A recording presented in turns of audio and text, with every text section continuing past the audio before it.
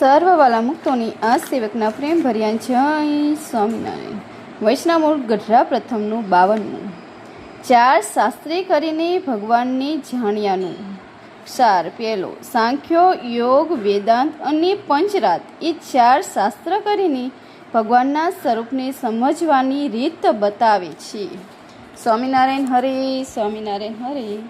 1877ના માહવદી તીજને દિવસે શ્રીજી મહારાજ શ્રી ગઢડામાંથી દાદા ખાચરની મેળીને ઔસર્યમાં કથા વચાતા હતા અને સર્વ શ્વેત વસ્ત્ર ધારણ કર્યા છે ને પોતાના મુખારવિંદની આગળ મુનિ તથા દેશ દેશના હરિભક્તની સભા ભરાઈને બેઠી છે. પછી તે કથામાં એમ આવ્યું છે, સાંખ્ય, યોગ, વેદાંત ને પંચરાત એ ચાર શાસ્ત્ર કરીને જે ભગવાનના સ્વરૂપને સમજે તે પૂરો જ્ઞાની કહેવાય. ત્યારે મુક્તાનંદ સ્વામીએ પૂછ્યું છે, હે મહારાજ, એ ચાર શાસ્ત્ર કરીને ભગવાનને કેમ જાણવા ને એ ચાર શાસ્ત્ર કરીને જે ભગવાનને ન જાણે તેમાં શી ન્યૂનતા રહે તે કહો.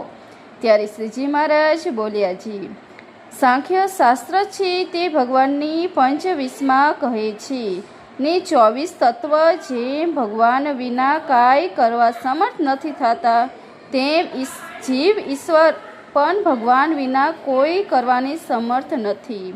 માટે એને પણ 24 તત્વ ભેરો જ ગણે છે ને જીવ ઈશ્વર સહિત એવા જે 24 તત્વ તેને ક્ષેત્ર કહે છે ને પંચવિસ્મા જે ભગવાન તેને ક્ષેત્રજ્ઞ કહે છે.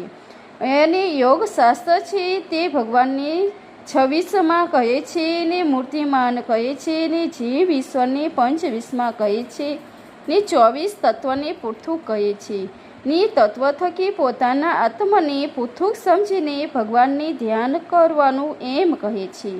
અને વેદાંત શાસ્ત્ર છે તે ભગવાનની સર્વ કારણ, સર્વ વ્યાપક, સર્વાધાર, નિર્ગુણ, અદ્વૈત, નિરંજન ને અકર્તા, કરતા થકા અકર્તા ને વ્યાપરૂક, વિશેષણ રહિત ને દિવ્ય વિશેષણ સહિત એમ કહ્યું છે. અને શાસ્ત્ર છે તે ભગવાનને એમ કહે છે જે એક જ શ્રી કૃષ્ણ પુરુષોત્તમ નારાયણ છે. તે જ વાસુદેવ, સંકર્ષણ, અનિરુદ્ધની, પ્રદ્યુમ્નની ચતુર્વ્યૂહ રૂપે થાય છે ને પૃથ્વીની વિશે અવતારોનું ધારણ કરે છે ને તેને વિશે 9 પ્રકારની ભક્તિ કરીને છે તેનું કલ્યાણ થાય છે. એવી રીતે ચારે શાસ્ત્ર ભગવાનને કહે છે તેની યથાર્થ સમજે ત્યારે પૂરો જ્ઞાની કહેવાય. અને જો બીજા 3 શાસ્ત્રને મૂકીને એક સાંખ્ય શાસ્ત્ર કરીને જ ભગવાનની સ્વરૂપને સમજે તો એ બાધા આવે છે. સાંખ્ય શાસ્ત્રમાં જીવ ઈશ્વરને તત્વથી નોખો નથી કહ્યા. તે જ્યારે તત્વને નિષેધ કરીને તત્વથી પોતાના જીવાત્માને નોખો સમજે ત્યારે પંચવિસ્મો પોતાનો જીવાત્મા સમજાય પણ ભગવાન ન સમજાય.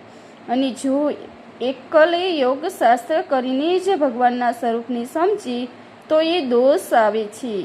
યોગશાસ્ત્રએ ભગવાનની મૂર્તિમાં કહ્યા છે તેને પરિચ્છિદ્ર સમજે પણ સર્વાંતર્યામી ને પરિપૂર્ણ એવું ન સમજે. અને જો એક વેદશાસ્ત્ર કરીને જ ભગવાનના સ્વરૂપમાં સમજતો એ દોષ આવે છે જે ભગવાનની સર્વ કારણ છે, સર્વ વ્યાપકને સ્વ નિર્ગુણ કહ્યા છે તેને વિરાકાર સમજે પણ પ્રાકૃત, કર, ચરણાદિક રહિત ને દિવ્ય અવયવ સહિત એવો સનાતન જે ભગવાન સાકાર છે તેને ન સમજે. અને જો એકે પંચશાસ્ત્ર કરીને ભગવાનની સ્વરૂપને સમજે તો એવો દોષ આવે છે ને જે ભગવાનની અવતારને વિશે ભક્તિ કહી છે તેને વિશે મનુષ્ય ભાવ આવે, તેને એક દેશસ્થપણું સમજાય જાય પણ સર્વાંતર્યામીપણું ને પરિપૂર્ણ ન સમજાય. માટે સર્વશાસ્ત્ર કરીને જો ભગવાન ન સમજે તો આવો દોષ આવે છે ને જો એ સર્વશાસ્ત્ર કરીને સમજે તો એ એક શાસ્ત્રને સમજને કરીને દોષ આવે છે ને તે બીજા શાસ્ત્રને સમજને કરીને ટરી જાય છે. માટે એ ચાર શાસ્ત્ર કરીને જે સમજે તે પરિપૂર્ણ જ્ઞાની કહેવાય. અને જો એ ચારમાંથી એકને મૂકી દે તો પૂર્ણ જ્ઞાની કહેવાય. ને 2 મૂકી દે તો અર્ધ જ્ઞાની કહેવાય, ને 3ને મૂકીએ તો જ્ઞાની કહેવાય, ને એ 4ને મૂકીએ તો પોતાના મનની કલ્પનાએ કરીને ગમે તેવી રીતે શાસ્ત્રને સમજીને વર્તે છે તે તો વેદાંત છે અથવા ઉપાસના વારો છે. તે 2 ભૂલો પડ્યો છે, પણ કલ્યાણનો માર્ગ એ 2માંથી કોઈને જડ્યો નથી. માટે એ વેદાંતી તે દંભી જ્ઞાની છે, ને એ ઉપાસના વારો તે દંભે ભક્ત છે. ઇતિ વૈષ્ણવામૃત 52 પૂરું થયું. આમાં રહસ્યાર્થમાં કહ્યું કે એમાં શ્રીજી મહારાજની સાંખ્ય, યોગ, વેદાંત અને પંચરાત એ 4 શાસ્ત્ર કરીને ભગવાનના સ્વરૂપને સમજે તેને પૂરો જ્ઞાની કહ્યો, અને શાસ્ત્રને મૂકીને મન મતે વર્તે તેને દંભે જ્ઞાની ને દંભી ભક્ત કહ્યો. તો પહેલો પ્રશ્ન, સાંખ્યની મતે 24 તત્વના ભેરો જીવ ઈશ્વરને ગણને 25માં પરમાત્મા કહ્યા, તે મૂળ પુરુષને કહ્યા છે, અને યોગને મતે તત્વથી નોખા જીવ ઈશ્વરને કહીને 26માં પરમાત્મા કહ્યા, તે પણ મૂળ પુરુષને જ કહ્યા છે, અને વેદાંત પણ એનો જ મહિમા કહે છે. પંચરાત્ર છે તે વાસુદેવ ભગવાનને કહ્યું છે, ને શેતદીપપતિ વાસુદેવનું વર્ણન કરે છે એમ પણ કહ્યું. એવી રીતે 4 શાસ્ત્ર જેમ મૂળ પુરુષનું તથા વાસુદેવ ધ્યાન ભજન કરવાનું કહે છે, તેમ શ્રીજી મહારાજના ભક્તને શ્રીજી મહારાજનું સ્વરૂપ કઈ રીતે સમજવું?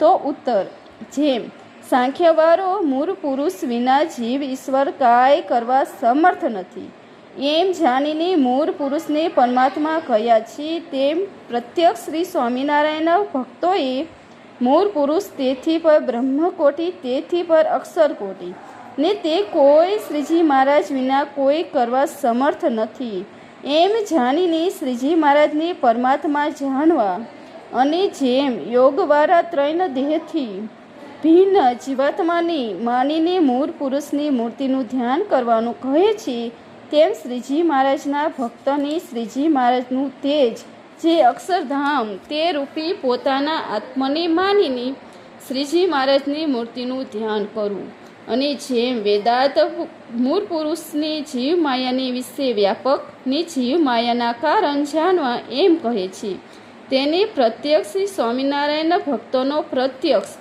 શ્રીજી મહારાજની જીવ માયા મૂળ પુરુષ બ્રહ્મ અક્ષરે સર્વને વિશે પોતાના તેજ દ્વારે વ્યાપકની સર્વના આધાર કરતા નિયંતા અને કર્મ ફળ પ્રધાન જાણવા, અને જેમ પંચશાસ્ત્રે શેતદીપપતિ વાસુદેવ મત્સ્યકુમાદિક તથા રામકૃષ્ણાદિકની સર્વ અવતારના કારણ જાણીને તેમની ભક્તિ કરવાનું કહ્યું, તેમ શ્રીજી મહારાજના ભક્તોએ શ્રીજી મહારાજને અક્ષરાદિક સર્વ અવતારના કારણ અવતારી જાણીને તેમની ભક્તિ કરવી. ચોથું, આવી રીતે પ્રત્યેક શ્રી સ્વામિનારાયણની 4 પ્રકારે જાણે તે પૂરો જ્ઞાની કહેવાય. જય Swaminarayan. Like, share or subscribe. Thank you.